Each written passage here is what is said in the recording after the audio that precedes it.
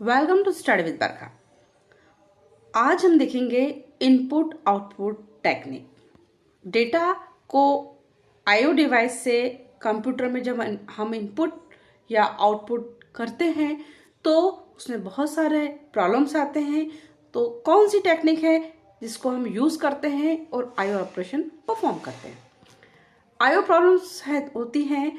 Main problem क्या है कि जो आईओ डिवाइस की स्पीड होती है वो काफ़ी स्लो होती है compare to CPU and RAM. So we need a IO module to perform IO operations. Variety of peripherals we are having, so it may show that different amount of data, speed and format। मतलब बहुत सारे हमारे पास peripheral devices होती हैं, सभी की speed, उनका data, उनका फॉर्मेट, हर चीज डिफरेंट होती है। तो कैसे उनके बीच में कम्युनिकेशन हो, कैसे उनके बीच में कोऑर्डिनेशन हो कि प्रॉपर तरीके से हमारा आईओ ऑपरेशन परफॉर्म भी हो जाए और सीपीयू का परफॉर्मेंस भी डिक्रीज ना हो। So whole system must have to be efficient to receive I/O operations. Input-output model. External devices are not generally connected directly into the bus structure of the computer. Bus structure पहले हम पढ़ चुके हैं। अगर नहीं पढ़े हैं आप तो आप मेरा वीडियो देख सकते हैं पुराना। तो बस जो होता है, बस सिस्टम बस से डायरेक्टली आईओ डिवाइस या एक्सटर्नल डिवाइस कनेक्टेड नहीं रहती हैं। उनके बीच में एक आईओ मॉड्यूल कनेक्टेड होता है। So it is an interface for external device, मतलब peripheral device to CPU and memory. मतलब सीपीयू या मेमोरी और पेरिफेरल डिवाइस के बीच में एक मॉड्यूल होता है, that is IO module. This is the structure. Address data and control buses means this is system bus and यहाँ पर ये है IO मॉड्यूल और IO मॉड्यूल से कनेक्टेड होती हैं हमारी peripheral devices. What is system bus? A system bus is a unique computer bus that connect the major component of computer system. It combines the function of a data bus to carry information, an address bus to determine where it should be sent and a control bus to determine its operation। तीन बस main होती है। Address bus address carry करती है कि कहाँ से read या राइट ऑपरेशन परफॉर्म करना है। कंट्रोल बस उसमें रीड होना है या राइट होना है, क्या कंट्रोलिंग ऑपरेशन परफॉर्म करना है, वो कंट्रोल बस से हमारा सिग्नल जाता है और हमारा डेटा बस से डेटा कैरी होता है। What is peripheral device? A computer peripheral is a device that is connected to computer but it is not part of a core computer architecture। Computer से connected है लेकिन core computer का part नहीं होता। It can be external हो सकता है, जैसे कि हमारा माउस है, कीबोर्ड है, मॉनिटर, प्रिंटर, ये हमारा एक्सटर्नल पेरिफेरल डिवाइस। और इंटरनल पेरिफेरल डिवाइस में आ जाएगा हमारा हार्ड डिस्क। तो these are peripheral devices. Now external device interface, it is divided into control signal, status signal and data module. Device का जो इंटरफेस होता है एक्सटर्नल, वो तीन पार्ट में डिवाइडेड होता है, control signal, status signal and data module. Control signal decide which function will execute by the device. Read करना है या राइट करना है, ये हमारे पास कंट्रोल सिग्नल होता है। स्टेटस सिग्नल में होता है हमारे पास कि डिवाइस रेडी है या रेडी नहीं है। तो इसके लिए हमारा डिवाइस, हर डिवाइस का एक स्टेटस सिग्नल डिवाइस मेंटेन करता है। और डेटा मॉड्यूल डेटा बिट को सेंड करता है।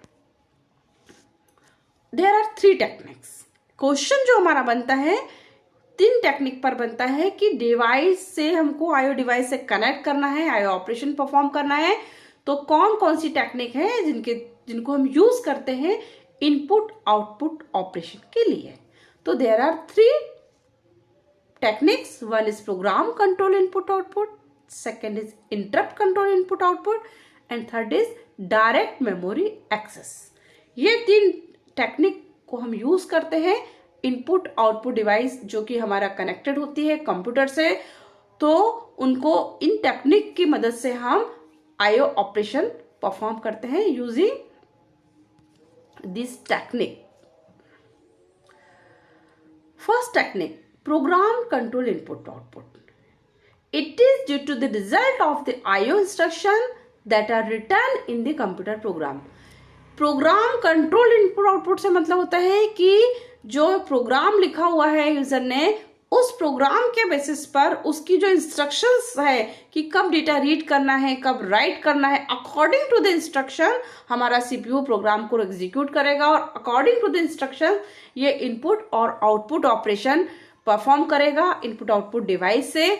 और जब तक आईओ ऑपरेशन कंप्लीट नहीं हो जाएगा it will wait for input and output of the data.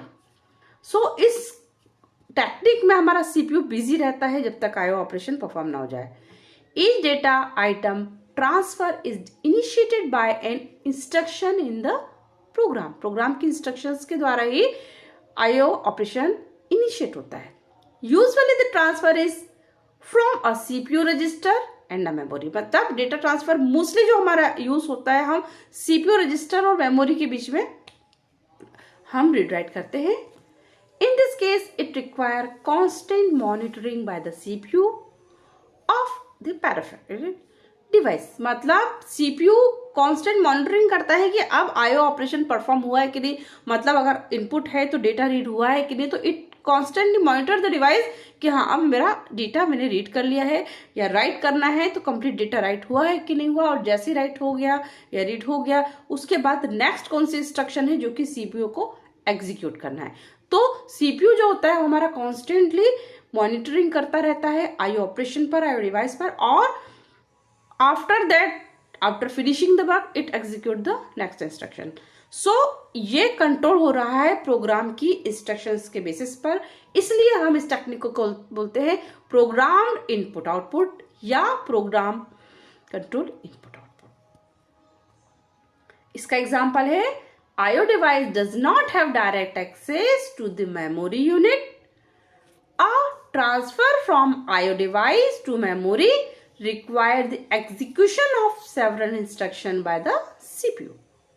In program control input output, a CPU stays in program loop until the IO unit indicates that it is ready for data transfer. This is a time consuming process since it needlessly keeps the CPU busy. Suppose CPU को कुछ data keyboard से मतलब read करना है. It is waiting for some data and user is entering the data from the keyboard. So जब तक data type होकर read नहीं होता है या डिवाइस रेडी नहीं है, मतलब जब तक उसको डेटा नहीं मिलता है या डिवाइस रेडी नहीं है, तब तक कॉन्स्टेंटली हमारा सीपीयू वेट करता है डेटा रीड करने के लिए. सो फुल टाइम बिजी रहता है. CPU controls IO directly by the following 3 signal. 3 चीजों से हमारा सीपीयू आईओ डिवाइस को कंट्रोल करता है. पहला, sending the status. Status signal जो होता है हमारा इनपुट आउटपुट डिवाइस का अपना सिग्नल स्टेटस होता है कि वो रेडी है कि नहीं है. तो डिवाइस सीपीयू को सिग्नल देती है वो रेडी है या नहीं है, और वो कॉन्स्टेंटली उसको वॉच करता है. सीपीयू हमारे आईओ डिवाइस का स्टेटस को वॉच करता है. जब वो रेडी होती है तो वहां से आईओ ऑपरेशन परफॉर्म करता है यूजिंग द आईओ कमांड्स और transferring the data. CPU wait for IO module to complete the operation. और जब तक आईओ मॉड्यूल हमारा आईओ ऑपरेशन कंप्लीट नहीं करता है तब तक हमारा सीपीयू वेट करता रहता है, क्योंकि सीपीयू की स्पीड बहुत फास्ट होती है. उसने एक बार सिग्नल दे दिया या कमांड दे दी रीड या राइट, तो वो काम हमारा करेगा आईओ मॉड्यूल आईओ डिवाइस से रीड राइट का ऑपरेशन का काम करेगा, रीड राइट ऑपरेशन परफॉर्म करेगा, लेकिन उस काम में बहुत टाइम लगता है compare to CPU, because CPU की स्पीड बहुत फास्ट है और आईओ डिवाइस की स्पीड स्लो है। तो सीपीयू ने कमांड दिया और वेट करता रहा कि इनपुट या आउटपुट ऑपरेशन हो रहा है, लेकिन जब तक आईओ डिवाइस रीड या राइट का काम करती है तब तक हमारा सीपीयू आइडली वेट करता रहता है, उसका टाइम वेस्ट होता है। नाउ यहां पर आईओ कमांड्स कौन कौन सी होती है? Control command is used to active a peripheral device and tell it what to do. Control command हो गया। Test this device is ready और नॉट, चेक करेगा, फिर उसके बाद रीड करेगा या राइट करेगा।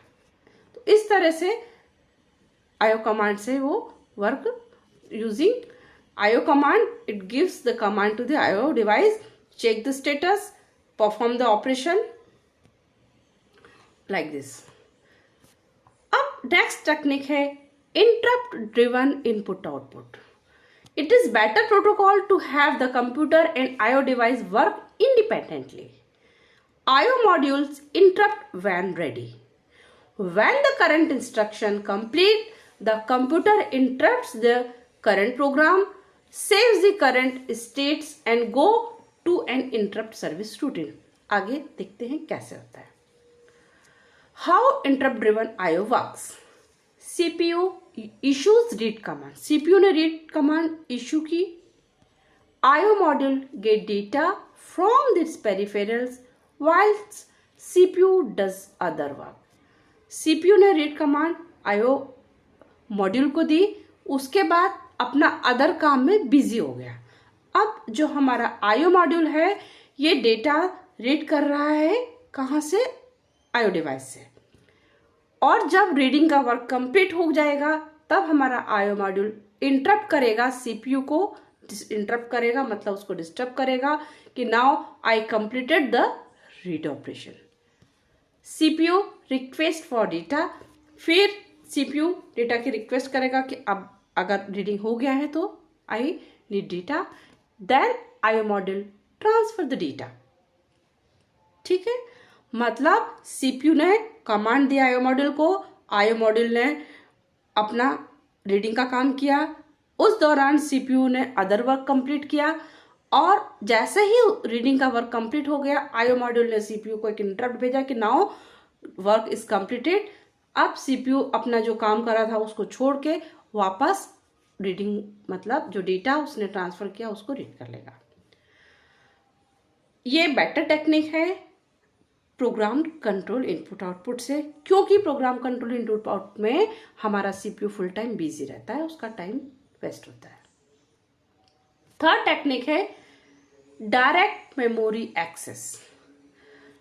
डायरेक्ट मेमोरी एक्सेस में क्या होता है कि आपको ये बेसिकली कहाँ यूज होती है? जैसे कि रैम है, रैम में डेटा है, आपने प्रिंटर को, आपको किसी का फाइल को प्रिंट करवाना है, अब रैम या आपका मेमोरी से डेटा रीड करना है, उसको प्रिंट कराना है, तो इस काम के लिए सीपीयू की जरूरत नहीं है, या फुल टाइम हमारा सीपीयू उस चीज को बार बार एंगेज करे कि यहाँ से रीड करना, वहां प्रिंट देना, यहाँ रीड करना, वहां प्रिंट देना, read write read write.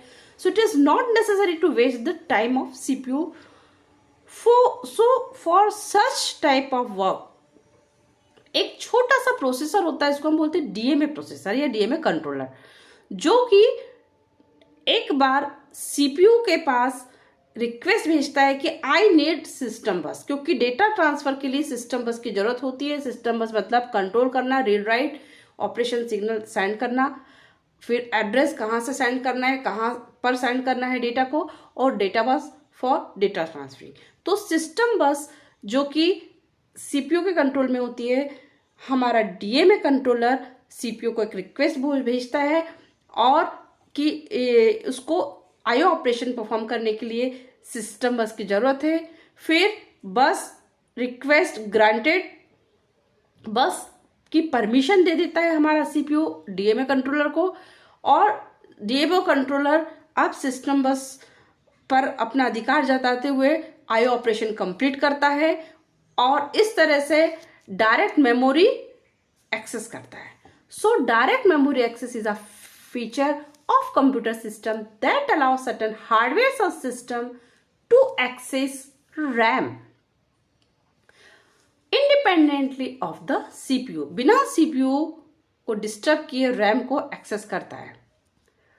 This module allow peripheral directly communicate with each other using the memory bus, removing the intervention of the CPU.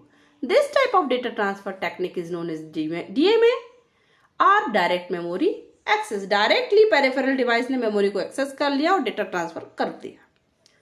During DMA, the CPU is idle and has no control over the system bus. System bus पर DMA CPU का कोई control नहीं होगा क्योंकि वो अब DMA के control में हो गया. हाँ, अगर उसको जरूरत पड़ती है CPU को तो फिर वो इंटरप्ट साइन करके DMA से बस ले सकता है. This is the scenario. ये हमारा है DMA. यहां पर this is bus request. It is used by the DMA controller to request the CPU to relinquish the control of the buses. Bus request भेजता है हमारा DMA. This is CPU bus signal for DMA. This is CPU से को हमारा DMA ने बस request के लिए सिग्नल भेजा BR. ठीक है, कि उसे बस की रिक्वायरमेंट है सिस्टम बस की. CPU ने BG मतलब बस ग्रांट सिग्नल सेंड कर दिया CPU किसको, DMA को. It is activated by the CPU to inform the external DMA controller that the buses are in high impedance state and the requesting DMA can take control of the buses. High impedance state में मतलब कि वो अब ले सकता है use करने के लिए. मतलब DMA ने रिक्वेस्ट की CPU से कि उसको बस चाहिए. CPU ने परमिशन दे दी बस ग्रांट की और सिस्टम बस अब DMA के क्षेत्र में, अधिकार क्षेत्र में चली गई. अब सिस्टम बस से address, data and control bus के थ्रू जो भी मेमोरी से रीड राइट ऑपरेशन परफॉर्म करना था पेरिफेरल डिवाइसेस को, वो डिवाइसेस अपना आईओ ऑपरेशन परफॉर्म करती हैं. लेकिन उसका सुपरविजन, उसका मैनेजमेंट एक प्रोसेसर, एक कंट्रोलर करता है जिसका नाम है डायरेक्ट मेमोरी एक्सेस या DMA कंट्रोलर. सिस्टम बस का यूज करते हुए, उनको कंट्रोल करते हुए आईओ ऑपरेशन करवाता है. This is direct memory access. Thank you for watching and subscribe for more. And if any doubt, comment please. Thank you.